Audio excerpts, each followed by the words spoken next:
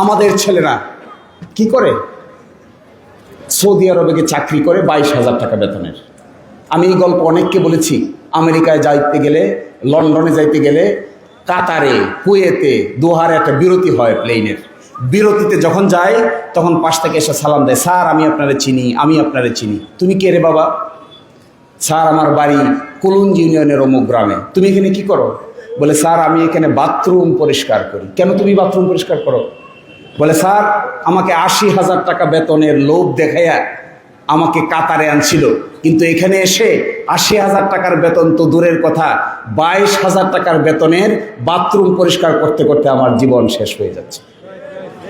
যদি আমাদের সুযোগ হয় এই দিরাইতে আমি টেকনিক্যাল প্রতিষ্ঠান গড়ে তুলতে চাই, যেখানে বেকারদেরকে প্রশিক্ষণ দেওয়া হবে, তারা বেছে বেছে প্রশিক্ষণ নেবে।